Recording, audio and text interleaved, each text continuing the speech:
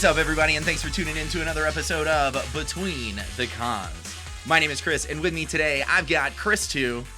Hey, guys. And the Ginger Giant. Oh, it scared me. So last time you peeked the microphone, right, physically hurt my ears. Yep. And this time you walk 5 feet away to do your stupid roar. I just felt like both giving the people what they want and not injuring my friend's ears. I appreciate it. Yeah, that's what I do. It is appreciated. He's a considerate beast. He's kind and gentle. Oh, it's funny because we're talking about Beauty and the Beast today. A couple grown men, three grown men, Several, talking about a musical love story. We're gonna get into some feelings. It's gonna be interesting. We might cry, so just prepare yourself for that. But before we do that, thanks to everybody that's hit us up on the internet this week. That's everybody and everyone that has left a review on the iTunes store. We really appreciate both of those things. If you haven't done either of those things yet, please do. We love talking to you on the internet. First thing, and second thing. It helps people find the show when you review it. It's very, very valuable in the podcast community. But that being said, let's review this movie. Let's do it. Chewie, we're home. Live long and prosper. We don't need roads. We'd like to shoot the monster. Could you move, please? So like I said, we're talking about Beauty and the Beast today. Beauty and the Beast is the latest live-action Disney musical. So taking movies out of the vault, the old cartoon vault, and redoing them. They did Jungle Book, Yep. which wasn't necessarily as musical, Right. as the like original cartoon from like the 70s, 60s, 70s, whenever that was. The old days. Probably older than that. Olden days. From the olden days of yore. But yeah, so this one was a lot more musical. It was a lot of fun. It was really, really good. I think we can all agree it was good. Right. Right now, Beauty and the Beast is at a 7.9 out of 10 on IMDb and has an aggregate score of 70% on Rotten Tomatoes and an audience score of 86%. And I looked this afternoon when we're recording today on Sunday. It had already made $170 million this weekend. Yeah, it's making good dollars. One thing we can count on with a Disney movie is it's gonna make money. Yes. They're just gonna print money for themselves. Very, so, very true. But let's do this thing. You guys know how this works. Spoiler free, rating out of 10. What you got, Kris Too? I'm actually going to give it. I think I'm going to give it a 7. All right, Ginger Giant. So I made an emotional reaction after the movie. I made one. I made one. I stood up, I clapped, and I looked at my wife and I said, "Man, I gave that a 10." And I left the theater and thought about it a little bit more, and I really liked it. So I'm gonna give it an 8.5. 8.5. Yeah, Strong. not a 10 for me, but definitely really. I don't know really I don't know if anything has gotten a 10 yet on this show, right? Yeah, I don't even think Rogue One got a 10. So I was thinking about this too. That like we're almost at my year of being on this show, right. And in my first episode, I talked about this movie. I talked about Really? being excited about this movie coming out next March. Dan Stevens, handsome man from. I remember it. Yeah, yeah. And now it has Downton come full circle, and now we're this here. is Kyle's last episode, ladies and gentlemen. Because after this, we're I'm being killing let him. go. So it's the roar. It's That's the what it roaring. is. You're We've had hurting enough. people. We need to let you go. Kris, all what do right. you give it? So for me, I'm actually giving it a. I think I'm gonna go with a 7.5. Yeah. I'll give it a 7.5. I thought it was definitely good. I thought it was a great Disney movie. I just thought it was missing that magic. Like it was very well done across the board. I mean, I thought that there were some script issues that were holding people back, and there were some people holding themselves back. But overall, I would say 7.5. And we'll get into those things here in a Yeah, minute. Yeah. There were definitely things we loved and things we hated, but you know. But overall, since it's just the three of us, that's a 7 from Kris Too, 8.5 for the Ginger Giant, and a 7.5 out of me, and that brings it up to a grand total of 7.67 average score, because we don't aggregate, we just average. It's easier that way. Yeah. Do we have enough to aggregate? Sure, we do. I mean, we could very easily aggregate, but that's dumb. So yeah, 7.67 out of Between the Cons, 7.7. Definitely worth a watch, for sure. It's a good time. But I think it's time that we talk about those things that we did like, and those things that we did like not so much and or hate. So Chris, what's your love it and hate it? So now is the time. If you have not seen the movie and you do not want it spoiled, stop here. All right, so one of the things I really did actually love about this movie, and I would say is worth going to see alone for this movie, is Luke Evans' performance as Gaston. Yes, absolutely. Guys, he nailed this. Great job. He was clearly having so much fun with it, and they really, and we'll talk about this a little bit more about like things they added to the movie, but they really kind of expanded and did more things with his character. He's not just a two-dimensional. He's not a simple two-dimensional misogynistic jerk. There's more to this jerk, but I would have liked to see more muscles personally, because Gaston was very top heavy.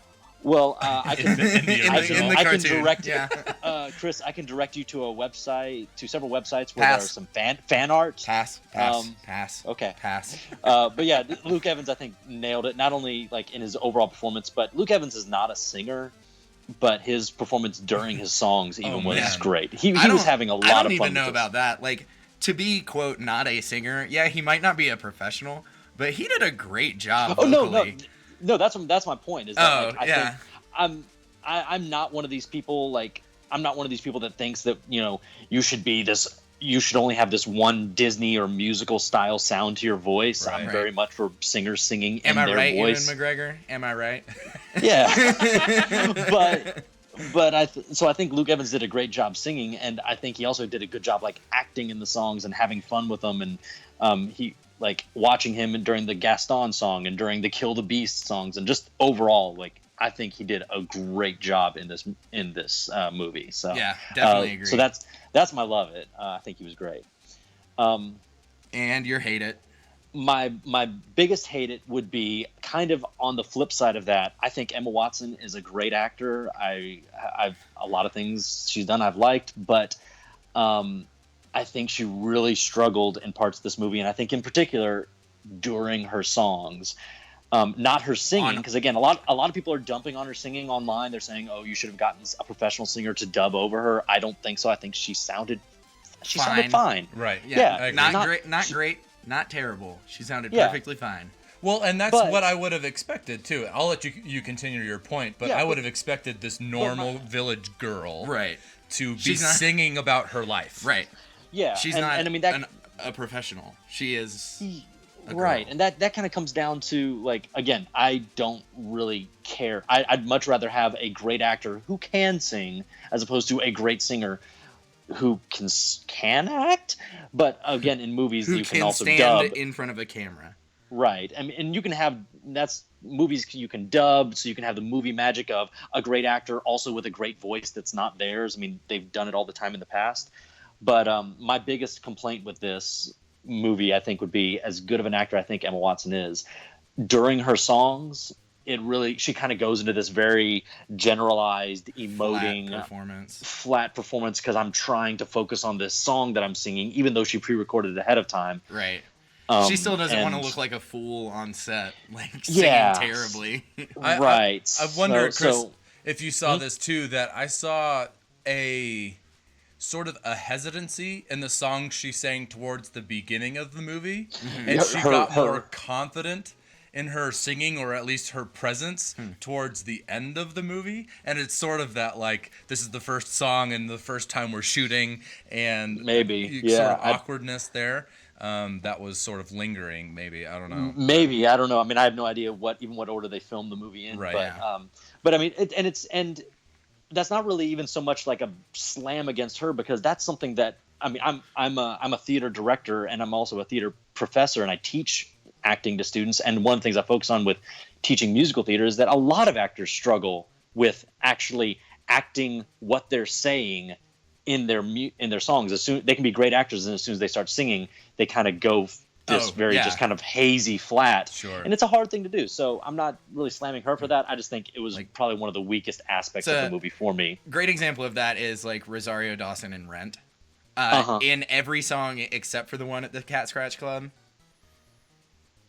Yeah, it's exactly. just like she's a great actress, but she is so lost in that movie. Like has no idea what she's doing. Especially because in that movie, nearly every other actor is a Broadway musician. Was from the original Rent show. They know how to act while they're singing. So, so that'd be my biggest hate. It's more of just like, I'm sorry, Emma. I think you maybe were a little in over your head with that aspect of performance, and it's a hard thing to do.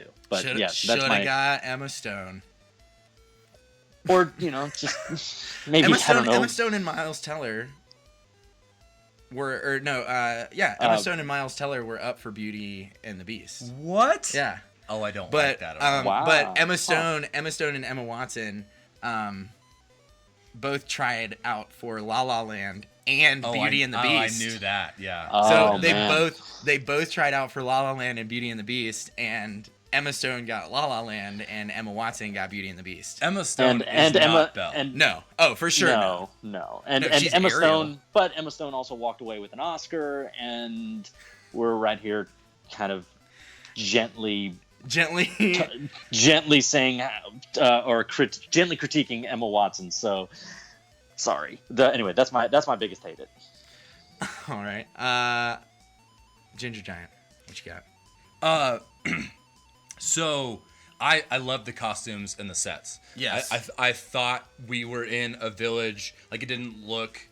It looked sort of otherworldly almost. I mean, it did have that kind of like magical sort of kind of pixie dust, Disney-esque a little bit. Right, for but sure. It also looked like the sets were just beautiful. I thought the costumes were really were really great. Oh yeah.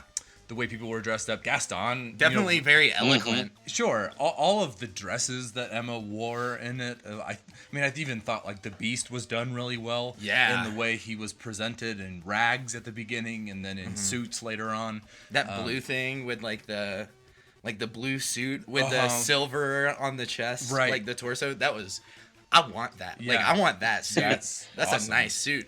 And then even the castle, like the castle itself, when she's running up the stairs to find her dad, and she sees her dad, and then parts of the castle are open to the outside, and parts of them are open to the inner parts. It was just like a really, really cool set, I thought. Yeah. There was some really grounds. Beautiful design in the grounds of the castle. Yeah. Even that was like my favorite part. Was like the fact that they made it. One, it's a French castle. Yeah. Like it's a castle in France. So like they took a page straight out of like the Versailles blueprints. And we're like, all right, it's got to have a giant yard, and it's got to have all sorts of weird stuff in the yard. All the intricate garden sculpture and So that is what that's what I was caught up in. I think as a kid, when I think back on Disney movies, it's a lot of the set and the songs that I remember more than the character development or anything. Right. You know? So like I immediately thought I was in Beauty and the Beast at the beginning of this movie. Sure. Now it starts in a different place because they're doing a little bit more of the backstory than we've ever gotten before for about character the Beast. development, or at least in the movie. I know there was like a musical version that was made of Beauty and the Beast. I haven't seen that, but like from the original, we don't have all the backstory necessarily on the Beast. So that was like good to get, I guess. But yeah, sets and costumes were awesome. I think my hate it. It's hard to choose. I think the one that I would. I had a couple problems, and maybe we'll get to it. But one of my problems was the sound in the songs, and particularly the Gaston song. The Gaston song is maybe the sound like volume, the mixing of it. Yeah, because that's maybe like the second most recognizable song from the original movie. Yeah. The bar song. With the bar song. No one drinks like Gaston. LeFou's singing it to him about him trying to pick him up when he's down after being rejected by Belle. And the lyrics in this, they added more things, which was cool. Yeah. Like, and different elements, and LeFou they made it like a little more playful, bringing people into this like bar room kind of like drinking song almost. And there's different like pauses in the song, and even the like thing about I just realized that I'm illiterate and I don't know how to spell. I've never spelled anything out loud before. Like that was really funny. Yeah. And that was the clearest you could hear him speak the in whole the entire time. song. Yeah. They had to make that a funny moment to like for you to like hear it, so they like raised the volume for a second, but then you couldn't hear the rest of the lyrics. There was too much bar happening in the background of the bar. Yeah.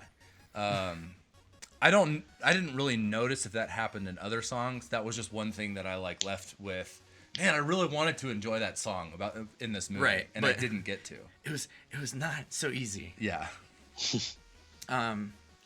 Well, my love it is actually I loved Be Our Guest. Like Be Our Guest was probably like the coolest scene in the whole movie, given the fact that it was like almost a shot-for-shot remake of the cartoon. Right. Yeah. It definitely kind of surpassed it overdid the whimsical atmosphere that the rest of the movie kind of had. Sure. So it was like the rest of the movie was a little bit more realistic, and Be Our Guest was like super whimsical. You could definitely tell they put a lot of money into the development of that like 4-minute song. Right. I mean, of all the magical effects moments, that's the big one that they have to put a lot of work into, and they knew they would. It is the most iconic. So, like, it is more iconic to Beauty and the Beast than Beauty and the Beast. Like, than the song Beauty and the Beast. So it's like I thought it was excellent. The Outlaw Steve Jr. and I were talking before I went to see the movie. And he said that he didn't really like Ewan McGregor's delivery. He thought like the word, like the way he did the sentences, like where everything had an exclamation point was like too much and all this stuff. And I was like, when I went and saw it, I just didn't hear that at all. I thought like I saw and heard a shot for shot, note for note remake of the original cartoon from like 1991 or whenever it came out. So it's like, I don't think, I didn't see that. I didn't pick up on that. It might be because he was a musical theater major in college. Sure. So like and he loves theater. So he might pick up on it a lot easier than I would. But I didn't, it didn't bother me. I enjoyed it despite how much I hated Ewan McGregor. I think what I wanted to see more out of that scene was her reactions to it. Yeah. Because she was kind of left out of all of the shots. Yeah, and it was shot in front of a green screen, so it jumps back to Kris, where it's like she was just kind of like flat. Sure. Yeah. Yeah, she just kind of looking around at these plates that are supposed to be spinning in the air, and this singing candlestick is like, oh, that's nice. This is mildly amusing. This is nice. Yeah. So, and again, like I mean, acting against a green screen has broken greater actors than her. Right. It made Ian McKellen cry on the set of The Hobbit. So again, right. It's not a huge slam against Emma Watson to say, you didn't act really great against nothing. Yeah, you weren't acting about nothing very well. You did a bad job. So. No, and then my biggest hate it, and it was mainly because it was like what I walked out of the theater feeling is at the very end of the movie, once everyone is human again, One, I also kind of hated the fact that they didn't have Human Again, the song. Now that I just said those words, but it was like an afterthought throw in for the re-release of the cartoon. It wasn't great, but it's like the one song that gets stuck in my head more than all the other ones. But at the very end of the movie, when they're all human again, they're at the like ballroom and they're dancing, and Right. it shows Belle and Beast, and Belle says, you should grow out a beard," and Dan Stevens growls, and it's not like it's not like he's, it's not like the Ginger Or Giant. even like a cool like. Yeah, you know, he's like- not even like, it's not like sexy. It's not like Ginger Giant's growl. It's like he opens his mouth and they edit it in like whatever. The beast Basie- roar. guttural beast. Yeah, they hit the beast pedal for their beast like mouth. Everything And- about him transformed back into a man except his vocal cords. Yeah, and he can control them. So it's like, and it just sounded so out of place, and it killed it. Like it killed that moment. Like that could have been like, it wouldn't have been funny, but it would have just been like, but it killed it. It made it something that could have been like funny for kids, like for like not even kids, but like younger adults. But like for me, I felt like it was like I was a little old for that joke. Right. Yeah. But it made it so cheap and fake sounding. That was like my biggest hate it, because like I enjoyed the movie and I walk out of That's how you walk out of the I film. walk out of the theater in a bad mood because they just did this stupid thing. Because somebody was like, you know what we should do, right? We should put in the sound of the Beast doing his growl instead of Dan Stevens doing his growl.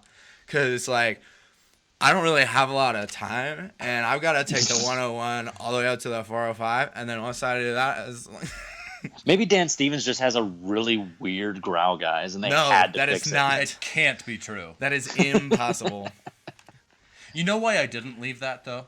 The reason I didn't leave the theater with that in my mind was the after credits scene.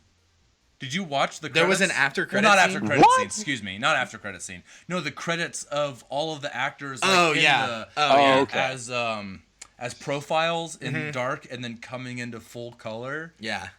That was beautiful. Yeah. That's actually on IMDb. You can, like, go and Mm-hmm. click on each character, and it does that.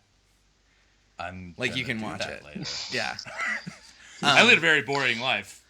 That's Kyle's gonna set that as his Facebook profile video. It's Probably. exciting. I'm an exciting person. But yeah, so all in all, the movie was really good. I think that everybody should go watch it. I think especially if you're our age, and you grew up on the Disney classic animated films, especially growing up on Beauty and the Beast, because I mean it came out after we were all born. right. I Yeah. think it's definitely something to go watch, if for no other reason than nostalgia, and it's a good time. Yeah. Like, it's a good time.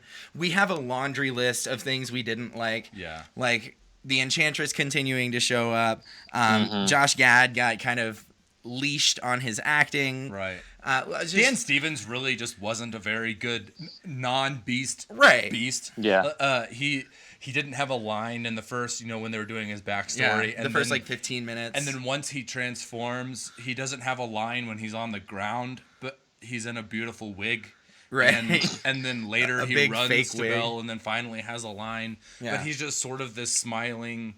I mean, I guess he's the caricature of a Disney prince who they don't really ever have right. lines. But Yeah. all in all, it was good. Right. It had its downfalls for certain. But it's also a remake. Yeah. And it was a good remake. The dance, Like, the at the dance end- between Belle and the Beast was awesome. Yeah. At the end And- of the day, it was a good remake. It really was. I mean, it's one of those things, and it also is more difficult. This movie is up against a much higher bar because Sure. before there was that live action Cinderella that came out. But I don't know how you guys feel about the original Cinderella, but I don't really care for the original Cinderella. Yeah, So it's like, okay, there's not really much of a high bar. Or The Jungle I Book like- was excellent. I liked the Jungle Book as a kid, but I thought the new Jungle Book, I would watch that before I would watch. But the Beauty and It the wasn't a Beast animated musical. movie. Yeah. Right. But the Beauty and the Beast original animated movie is not only a classic of Disney animation at the height of Disney animation, but I mean, it was the first animated movie to be nominated for Best Picture. And it has a stage musical that is like Tony Award winning. Yeah, so times 1,000. This live action adaptation had a much higher bar to reach for, and so. And it was excellent. I felt like it was a worthy adaptation. Would I watch this one over the animated one personally? No, probably not. No, but I know, but also I know plenty of people that are like diehard Beauty and the Beast fans that would give this movie a 10 out of 10, and I think there's definitely an element of that nostalgic love there. Yeah, it's gonna color your perception of the movie. Yeah, and I definitely think it is a bad thing. It is a great movie in and of itself. It is, well, not great. It is pretty good. It is a pretty good movie in and of itself. It is a really good remake. Absolutely. It is an outstanding remake. Yeah. It is just ambitious. Not as good because it had such it's hard to be as good as a Best Picture nominated animated film. It's like trying to remake The Godfather. Like you just don't aim for that kind of star. But that being said, we've had, like Kris Too was saying, we had Cinderella, we had The Jungle Book. We know that we have a Mulan live action remake coming up. So we're kind of getting in this. We're kind of seeing this trend of live action remakes coming up. So if you guys got to pick the next Disney live action remake after Mulan, what would you pick? Kris Too, what you got? I would have to go with Dumbo. Wait, no. Really? Wait, don't we actually have a Dumbo? Wait, no. Bambi. No, that was Operation Dumbo Drop. No. I think Tim Burton is making a Dumbo. Actually, are you serious? I was totally forgot about that, but I don't think it's actually I don't think it's actually Disney. Okay, I'm looking it up right now. No. Actually, I was actually thinking about it, like, because I know we've got the live action Mulan. We've actually got a live action Lion King coming too. Like, there's a lot of ones that are on the way. Yeah, that's true. Because Donald Jones Glover and James Earl Jones. Yeah, that's right. But yeah, I think actually I'm gonna go a little obscure with my choice. I would love to see an adaptation of something like either The Black Cauldron or nice, or Sword in the Stone, like one of those medieval ones. Dude, that would be dope. We sort of have. I mean, it's not Disney, right? But we sort of. No, I know. We've got that. We've got that weird Guy Ritchie Sword of Destiny sort of legend. What's that looks called? like? It looks like hipsters in a castle. The guy from the oh my gosh, the HBO motorcycle gang. Oh, Sons of Anarchy. Yeah, the main character. Legend of the Sword. Charlie Hunnam. Yeah. So I mean, I know we've got that coming, but no, I'm talking about like actually actual like Sword Black... and Stone, Merlin. But I was originally going to say Sword in the Stone, but then like right before Chris asked, I was like, oh yeah, there was also Black Cauldron. I loved that one. Black Cauldron would be sweet. Yeah, like a really cool dark live action kids tale. I'm like, we have the effects now, and we have the makeup to do it well. So I just to see a live action Gertie would be really be really funny. So I don't know. I'd say something like that would be. I'd love to see Disney go live action with. Oh, for sure. Well, after they're done doing all their big cash cows. right. Because those are the ones that are going to be first. Yeah. I want to see Aladdin, because Aladdin is my favorite Disney movie. I think that's fair. It's probably my favorite Disney movie. There's a lot going up against an Aladdin live action movie. One, we don't have Robin Williams. Yeah, that would be sad. And a lot of why I loved Aladdin as a kid was because Robin of the genie. Williams. Yeah. It was Robin Williams, yeah. I mean, and what actor would want to fill those shoes? I don't know. Is there a lovable comedian that would? I don't know. Yeah, that's tough. Yeah. I would just hope they wouldn't get like Larry the Cable Guy. Oh God, no. That's almost the same shtick though from that time period where Robin Williams was a little bit of that, like he wasn't hick, but he was he was a lowbrow humor comedian. Yeah. But Robin Williams was also was also a brilliant improvisational comedian. Right, Like he could just riff and riff and riff, and that's what he did for that Certainly. movie. So. T.J. Miller. T.J. Miller would make a great genie. That'd be hilarious. It'd be very different, but I kind of want to see that now. The other thing is that, like, I don't know. There's. It's hard to talk about this and not sound strange over a podcast, but it would be an interesting diversity play. Oh, Like, for sure. There would be the opportunity for them to really do that well, and there would be the opportunity for them to really not Whitewash do it. that well. I mean, it's the same thing with Mulan. They've made Certainly. the point that they are casting Asian actors, Yeah. as they should, because Right. of what the movie's about. But Right. yeah, it's actually kind of funny that you say that, like, you want Aladdin is your choice because it's your favorite Disney movie. Because actually, I would not choose my favorite Disney movie to Oh, be is that right? adapted. And it's Well, the thing is, like- it's Hunchback. I don't want them Oh, to, yeah. because Aladdin would I be so wanted- great, though. With, like, can you Yeah, imagine really the cool. magic carpet with CG? The magic carpet. so they're gonna Tiger. get Doctor Strange's cape, and Yeah. Exactly. Yeah, pretty much. so we've already had proof of concept. The Cape of Levitation. Yeah. I just want to see like a Jafar. I want to see yeah. a real live Jafar interaction. And I can think of, like, 4 actors to play Jafar, like, right off the top of my head. It would be very easy. And if they kept it a musical for a live action Aladdin, Yeah. I'd like to see them give Jafar an actual good song of his own, Right. Sure. as opposed to just a reprise of Prince Ali. Right. Yeah, for me, I think I would have to go with, and it would have to be very tactfully done, but The Little Mermaid.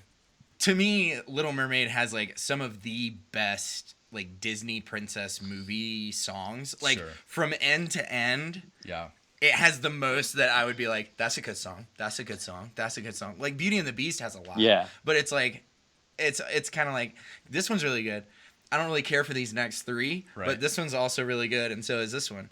But Little Mermaid is, for me, it's just great end to end, and I think it's because there's so much diversity in the actual songs. Like, there's a reggae song, and there's like a Yeah. Yeah, Under the Sea, Part there's, of Your a World. ballad, and then there's like the song that Ursula sings. That's kind of Yeah. like this like barracuda, like heart, like rock, like women's rocky ballad kind of thing. So it's really cool. Even the chef's song when he's trying to. Oh my gosh. trying to- I didn't even remember that one. Yeah. But like, We so need to it watch would, Little Mermaid. so tonight. it would be excellent. I think it would be really good. The issue with that is, like, we have seen the footage that Zack Snyder released for Aquaman of Jason Momoa swimming up, like, underwater. So I think it's still too soon. Basically because he Have has mastered underwater. he has millions stuff, and yeah. millions of dollars in his budget, and that looked like a video game from the 90s. Like, it was. So I don't think it's time for Little Mermaid yet, but I would love to see it as long as it's done well. Like, because it would be very difficult. Like, it would be a lot of underwater stuff. Yeah. Obviously. And So- you know, Lindsay Lohan is lobbying to play Ariel. Pass. So Pass. you should. Has for all time. There Well, are- you don't want there are that? so all many- your dreams, Chris. There are All so your many dreams. other people that I would rather see in a red wig than like all other actors, than both male and female. see Lindsay Lohan, who is an actual redhead. Yeah. But oh well. That casting would be so strange because do you go with someone that you really, really like, or do you go with a 13-year-old nobody who would be like, perfect cast fit? Right. They would definitely have to age her up to make it. They would to make the whole falling in love. Yeah, with because this it's guy. it's a pretty She's 16 adult and- story. She's 16 in the movie, and even then, when she's like, It's a little. you creepy. don't know what I want. You can't tell me what to do. I'm not a child. Like, yeah, you are. No, you're a child. She would have to be You're at a least child. 18 yeah, and rebellious. yeah, Change a lot of ready the to story. get out on her own. It would change some of the story. Little Mermaid is a road trip movie. It's a road trip movie. It is. It is a road trip movie. But yeah, I think that would be a lot of fun. But yeah, I mean that's pretty much everything we have to talk about. I think that overall, Beauty and the Beast, great movie, great time. Yeah. Not great movie, good movie, great time. Yeah. Yeah, it's aight. I think that if you haven't seen it yet and you're still listening, I'm sorry, but We ruined literally everything. well, we warned you. Oh, spoiler alert! She gets with the Beast in the end. Oh no! But it's a good time. I think 7.7 out of Between the Cons. Solid. So that's a good score. I mean, that's definitely higher than some things that we have still encouraged you to watch. So check it out, Beauty and the Beast in theaters right now. But don't you worry, guys, because we've got other movies coming up here soon. Yeah, we've got Power Rangers coming up next week, and then Ghost in the Shell. Yeah. Is that right? Is that the right order? Yeah. Power Yep, Rangers, then Ghost in the Shell. I mean, if Power Rangers proves to be a good movie and I am proven wrong, then I'll be totally happy. But I expect the worst. I'm expecting the worst, and I'm looking, and I am gleefully looking forward to watching it and then ripping it apart on our next roundtable. Yeah, it'll be fun. I am very much looking forward to watching it. I am not expecting it to be enjoyable, but we're gonna be back next week with that Power Rangers. So make sure you guys tune in for that if you choose to see or if you don't choose to see the movie, and we'll warn you when the spoilers come. But on our way out, if you guys are interested in sponsoring the show, check out Patreon. It's like Kickstarter but monthly, and Satchel Podcast Player where you can tip and tweet while listening, and of course our Amazon link at the bottom of our website. Our website though is called betweenthecons.com. That's not what it's called. That's what you have to type to get there. It's just called Between the Cons. But it's betweenthecons.com. You can go on there. You can link out to all our social media sites. You can subscribe to the show. You can stream online. You can do all sorts of fun stuff there. And then, if you like our theme music, check out Affixa on Bandcamp. He makes all the dope dubstep. Dope stuff. And then Coyote Kisses actually makes the sweet Roundtable intro song. So check that out as well. Yeah, I think that's everything. Make sure you guys tune in next week. So we're going to be back with Power Rangers. Hopefully we'll have the whole crew. I doubt it. The Wonder Twins. The Wonder Twins are currently experiencing theater renovations in their small town. Their lack of movie theater. Yeah, they are movie theaterless, so they might not be here, but we might have everybody else. So make sure you guys tune in. Next week we're going to be talking about Power Rangers, and then on Thursday we're going to be bringing you the latest and greatest nerdy news, so you don't want to miss that either. So you guys tune in, and we will talk later. Later. Bye.